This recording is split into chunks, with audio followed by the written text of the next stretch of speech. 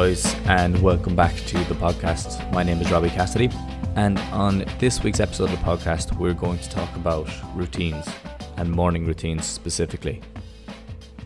Now, it's something that I want to go into because of the fact that we're coming into the summertime. A lot more people now are going to have a bit more of a strict routine around training, around even going on nights out, on going away for adventures, whatever it is. It's going to be a bit more structured now. And getting your week right can be massive in helping you, I guess, get the most out of your summer and get the most out of every day. Okay, so I want to cover morning routines. First off, I'm going to talk about, are they important? How can they help? And then I'm going to talk you through my routine and what I do on a day-to-day basis, or what I try to do most days. Now, the thing about it is, I guess morning routines aren't going to be for everybody, because you have morning people, obviously, you have night owls. It really depends on what way you are. Now, the reason I like to try have a consistent routine in the morning is because it's, first off, it's helpful in me getting a few things out of the way that I know if I push them out till later in the day, most likely won't happen. So like reading and journaling, stuff like that. I like to get that done straight away in the morning, because then I can be consistent with it. I know what time I'm doing it at. And later on in the day, I don't have to try and make space for it. All right. And I find as well, it kind of transitions me into the day. So I'm not just jumping straight up out of bed and going at things 100%. It gives me a bit of this transition period between when I wake up and when I start getting going, for work especially. So I really try to avoid that feeling of being rushed or confused, or even that feeling of being late. Now, I'm someone who is notoriously late for training and meetings and stuff like that. There's no question. But in terms of actually having to get up in the morning and have to rush out the door for something, it's something that I am pretty strict on doing, is that I try to keep it so that I have an hour of time, I guess, to transition from a sleep mode into more of a wakeful mode. And it's the same at nighttime. I don't work up until I finish, or I don't work up until I go to bed. Obviously, I work until I finish. I don't work up until I go to bed, because I find that when I do go to bed, then my head is just locked in. I'm still thinking about a lot of things that I could have got done, I should have got done, and then I don't sleep as well. So I try to apply that same principle to the morning time.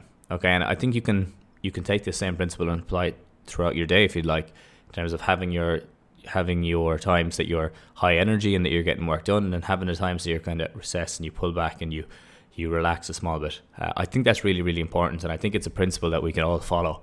And it's something that I introduce with all my clients, in that we look at high days, we look at low days, we look at fitting more recovery periods in throughout every day, because I think most people are more inclined to just push on and keep getting work done, and they have busy schedules and training to get to and stuff like that. So that's why I try to fit in those recovery periods during the day. And I think having a period where you have your highs and lows is really important. So just after you wake up, I think it's a great time. It helps you to structure your day. You'll improve your sleep, because you won't be waking up during the night because of the fact that you think you have to get out of bed to get something done really quickly. Okay. And I find that if I do stay up late and I do work till late at night, that I am more likely to wake up multiple times throughout the night, and that I'm not as well rested. So are they important? They're not essential, definitely not essential, because different things work for different people. But I think having one or two or even 3 tasks that you can do in the morning to help you set up for the day is really, really good in helping you getting into the right mindset. So, and as I said, like, it's really just about avoiding that feeling of being rushed and confused in the morning. And what you'll find is how you start your morning a lot of the time will dictate how your day goes. So if you get up in the morning and you're checking Instagram and you're checking news and you're checking all this really stimulating articles or videos or whatever it is, you'll find that at times during the day you'll be more on edge. Okay, well, I find it, and I find it with my clients. You may be different, but I think how you start your morning really carries over into the day. So having a small bit of structure around what you do in the morning can really help. So looking at ways then of how the morning routines can help. As I said, are they important, not essential? How they can help to give you that more clarity. And as I said, for myself, it really gives me time to fit in things that I feel I'm not going to get done during the day. For a lot of people, this could be something like meditation. You know, when your day kicks off and you start running from one thing to the next, and then as your day starts to wind down, a lot of the time we say, oh, we'll do this, and then you're tired at the end of the day and you feel like it's not the best time to do a meditation, or you may just want to sit back and watch Netflix, or you might have to squeeze in a gym session, or even your training session with your team carries on longer than it should have. It gets a lot more difficult to fit things in. So that's why I think you have a block in the morning, depending on what time you get up at, to fit in those things that might be more difficult. And for a lot of people that I work with, that's when we fit in mobility routines. And it's like, people always ask me, when's the best time to do it, morning or evening? There really isn't a better time to do it. It's whatever time that you're able to stick to, whatever time you can be more consistent with, and you know every day you're going to get it in. That's really the best time to do it. And a lot of the time you have that uninterrupted hour and a half in the morning that you may be able to squeeze in 15 minutes of a mobility session, or 15 minutes of a journaling session, or meditation session, or breathing session.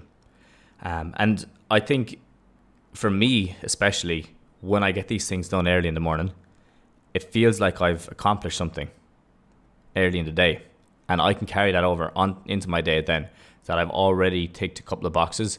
It's nearly like having your to-do list ticked off, that you know you have things done. So if all else fails, you can fall back on that.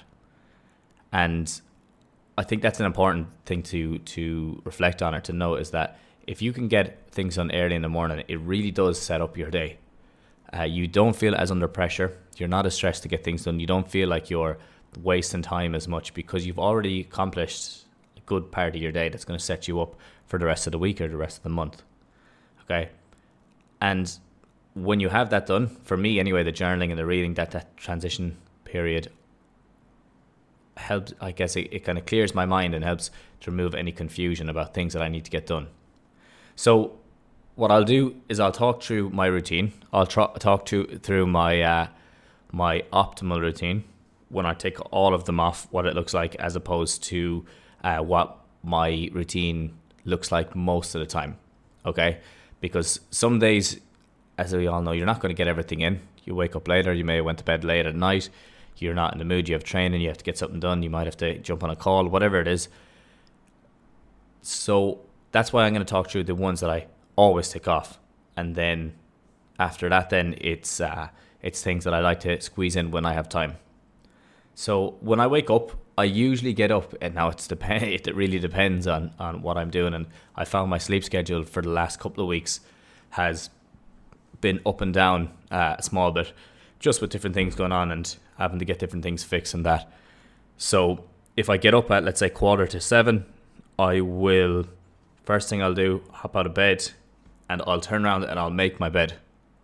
It's something I picked up from Tim Ferriss or Kevin Rose, and it's something that I love doing. First off, because when you come back into your room at night, your bed is made, and it's just your room feels cleaner, your head feels clearer, and it's nice going to bed nice going to bed in one that's already made. It's more comfortable for me anyway. And it's one of the things that I can take off, because it's the first task of the day. Really, really simple, first task of the day, and I kind of use it as a way of it's a way of clearing up any clutter around the room. So that's like very first one I do. Jump out of bed. I'm not making a bed like you'd see in a hotel or anything like that. I literally just pull the duvet up, fold it back, set my pillows, and make sure it's not looking like a complete mess. After that, I usually have water right beside my bed, so I will try to get in 300 to 500 ml within the first half an hour or first hour, depending. And I find that's a really, really good way of just kind of getting me in the mode of drinking water for the day. Now, this morning I woke up, and I'm in Bali at the moment, so you don't exactly drink the tap water here. You have to get water delivered, and the delivery guy is at a cremation today, so my water intake is way behind. It's very low at the moment, just because we ran out of it and we're waiting to him to bring it. But in a general sense, I would usually have, before 12 o'clock, I'd try have about 1.5 liters of water drank. And I find that it just gives me energy, for the next day, and it gets me into the habit of drinking water. Now, something I've kind of gotten into more recently, I fall in and out of the habit of doing it, but I put a pinch of salt in my water, and then I actually just throw creatine straight in there as well. It works for some people. Other people like to put it in different things like smoothies, and that probably is nicer to put it in a smoothie. But in general, I just like to toss it in the water, and I'll be sipping on it then as the day goes on. But it's one way I get it in, because I know when I'm down there, if I just have it ticked off straight away, it's done. I don't have to think later on today, oh shit, I must get my creatine in. And I use that just as a performance, for the performance benefits of it. So once I have my water drink, I have my journal and the book that I'm reading right beside my bed, and I have a pencil and a rubber beside that, or an eraser beside that. Straight away pick them up. Where I'm living at the moment, it's good because I can go up to the rooftop and sit out there and get sunlight in. But I really try to get in sunlight within the first 10 minutes of waking. Okay, so these things usually are ticked off one after another. And what I'll do is I'll sit out there I'm usually outside for probably 40 minutes now in the morning, up to an hour some mornings, depending what time I get up. But I always, even if I don't have everything else done, try to get in between 2 and 10 minutes of sunlight as early as possible after waking. And it's a thing that I introduce with all of my clients because of the fact that it's so important in setting your sleep schedules and improving, or to work on your sleep for the next night. You need to have that in place. Okay, so it's something that I always try to do, is 2 to 10 minutes, even if there's cloud cover, stand out and take in sunlight. And sometimes I literally just stand out on the lawn looking up at the sky, like it's nothing crazy. Now, at this stage, because of what I'm doing at the moment, when I was in the last house, I used to take in the sunlight and I used to sit inside and do my reading. For now, I have the opportunity to do my reading outside, so it just helps me to get things in place. But I find this period is it's one of my favorite times of the day, is when I can just sit out and I can either journal or read. Now, some days I'll do both, but I'd be lying if I said I did that every day. Most of the time, it's depending on how I'm feeling. If I'm feeling like my mind is cluttered or I have a few things on my mind, I'll go straight to the journal. Things I've been using for journaling recently, I've been either asking a question at the top of the page. I've been just writing down what's on my day. I actually did one the other day I was journaling on what my 40-year-old self would say to my 26-year-old self. And then I took a picture of it and I uploaded it to Google Drive because I want to read back on that in a couple of years. But that was a nice one for me to do because it was just a perspective changer. Usually, as I said, I either ask a question or I just write about how I'm feeling. And I thought this was a good one because it was like I can reflect on ways that I was thinking, and it kind of puts you in the future to think back. So I read or journal between 40 minutes and an hour, and what I'm reading at the moment, it depends. I'm reading, I keep flicking back through The Art of War.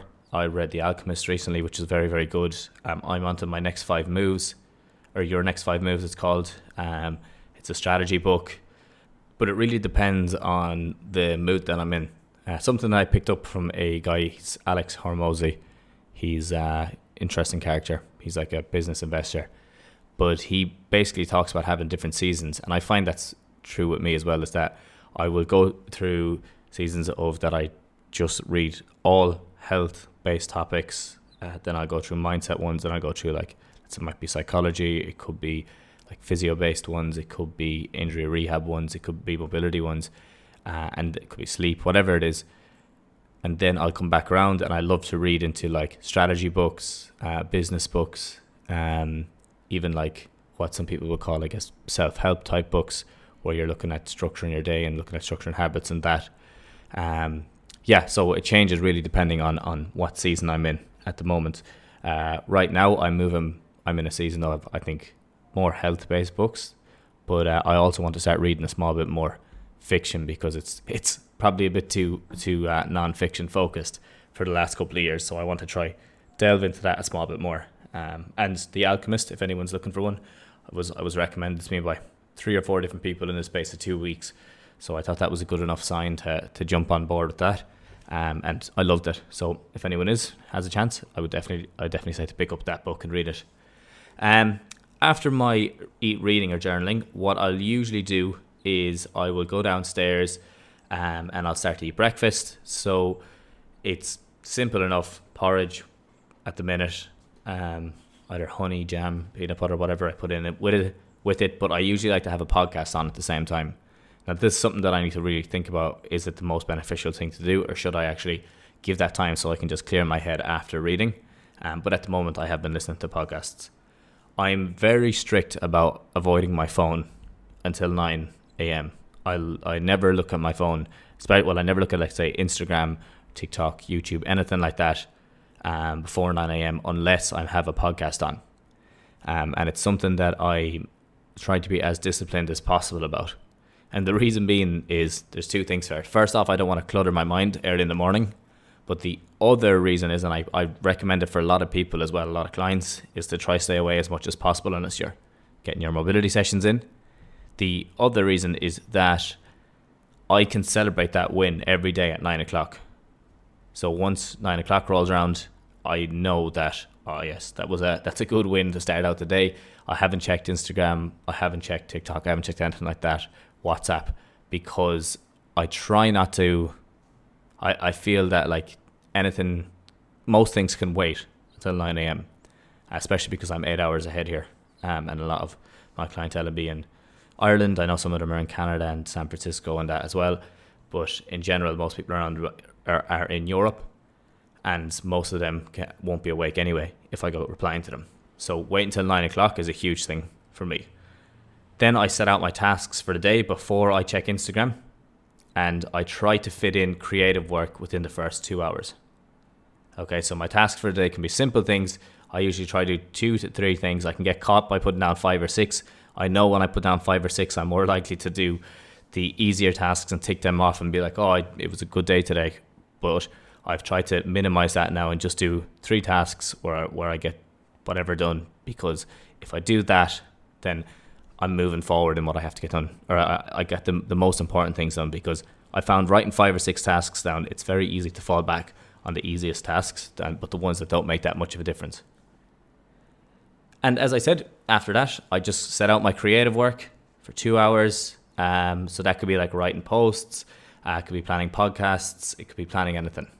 And I find the 2 hours in the morning it's a great time to do that, as opposed to checking email, and as opposed to doing anything else. I find that's the perfect time for me to do it, because I feel I'm most creative at that time. Now, how do I mix this in with clients, or what would I change there? With clients, I'd usually try to get them, I do everything in terms of wake up, drink water, get your sunlight in, and then I usually say to people to try avoid their phone. But for a lot of people, it's about, because a lot of people are working, so it's about either having everything set out so that you can, when you come home at night, it's going to be easier to fall into your habit of getting, let's say, a gym session in or a mobility session in, where you can come back, you have your clothes laid out, you have the mat laid out. You may have checked the exercises that you're going to be doing that evening before, so that way you can just look at them, you have an idea what you're doing, and it just makes everything so much easier to fall into. So I think that's a huge one. It's about just setting out what you can do to minimize the friction of you doing it later on. Setting out the clothes is a huge one for that. If you have your clothes set out for going to the gym or going to wherever, everything's packed, it just makes it that much easier. When you come back, you can just pick it up and go straight out the door, as opposed to having to go over and pick it all up and then organize it, and it just makes it so much more awkward. Something that I would like to do more, but I have a bad habit of not doing it because of my training schedule is on Tuesday and Thursday. I usually go to jiu-jitsu at 9 o'clock, and then other days I might be playing tennis, or other days I might be going to the gym early. I would like to try squeeze in a walk there in the morning, but I'd be lying to say that I did every morning. But it's definitely something that I should fit in more, because that exercise in the morning is going to be huge. But I just haven't really had the time to do it. That's a lie. I just haven't prioritized doing it. So yeah, that's one thing I would change in it. Now, what are my non-negotiables? My non-negotiables every day are making the bed in the morning, drinking water apart from today, and getting sunlight. They're my absolute, and avoiding the phone until 9 a.m. They're my absolute non-negotiables. Something that I do mostly now, more so than I used to, is I avoid coffee up until 90 minutes after waking, because you do get a natural rise in energy anyway in the morning. And sometimes if you drink coffee out of the sake of it, you can dampen that. So I like to get that first lift in the morning and then drink my coffee after that, because I just get a second jump out of it, really, but not essential. So yeah, I'd like you to have a think about actually as well, what are your non-negotiables? What do you do every morning, even out of habit now at this stage? It could be that you jump in and get a shower. I'll usually shower after training. But yeah, it could be you jump in and get a shower. It could be that you have, let's say, certain things that you like to set out. It could be that, I know some people like to play Sudoku in the morning. Some people like to play online chess. Different things like that. But yeah, I'd like you to think about, what are your non-negotiables in the morning? And what do you prioritize? And is there anything else that you can fit in? I know a lot of people get up really early to train in the morning, which I think is excellent. I think it's such a good idea because it's out of the way, and you feel so good for the rest of the day. It's just not something that I have gotten to the habit of doing unless I'm going out for like an early morning surf, something like that. But yeah, that's all I'm going to leave you with this week, guys. Kind of a quick fire one that I just got through everything there. But really, all we're looking at is, our morning rituals or our morning routines essential? They're not essential for everybody. If you feel like you're okay with the way you're going, perfect. But if you feel like a small bit more structure in the morning could be better for you, I would usually set 2 to 3 things first, get those in, and then build on top of that. Because it does help you clear your mind. It does help you have a bit more, I guess, carry over a bit more structure into your day. And then I feel, for me, when I have a good morning, when you win the morning, you win the day. And I usually have a way better day after that. So yeah, that's everything for me. Other than that, I guess the other thing I was going to throw in is, if coming into the summer now, a lot of people are getting onto me with different injuries, whether it be knee injuries seem to have really kicked up recently. I think it's probably just because the running that people are doing, getting into the summertime, or even up in their gym work. If you are carrying, or if you know anyone that's carrying any recurring injuries, things that they've been carrying for months or years, even things that just keep coming back, definitely send me a message. Get onto me on Instagram, which is Mobility Tutor, or you can get onto me or send me an email at mobilitytutor@gmail.com. I have a contact sheet on Instagram that if you fill out, I'll just get onto you as soon as I see it. And at least then it will, we can jump on a call, talk through what issues you're having, and I can see if I can help you out. But yeah, it is that time of the year that people are getting back into training a good bit more. And with that increase in training, you're always going to see an increase in injury rate and injury occurrence. So you may as well clear those things up as early as possible, because you don't want them to be holding you back later on in the season. So that is all from me. If you enjoyed this podcast, I would love if you could rate it on Spotify or on iTunes. Spotify, you can rate them now, so that would be excellent. If you could do that, I would also absolutely love if you could share it on your story on Instagram or TikTok. I think you could share TikTok stories now as well, but on your story, because it would really help with promoting the podcast and get it out to more people. And then because of that, the larger the audience, the better guests I can get on. And I do have a couple of great guests coming on over the next couple of weeks in terms of psychologists, strength and conditioning coaches, nutritionists. So look forward to that, because I really am. And if anyone has any questions, I'll make sure to pop them up on Instagram, because they know their stuff, they know their shit. But yeah, that's everything from me. Hope everyone is doing well, and I will chat to you all again next week. Have a good one.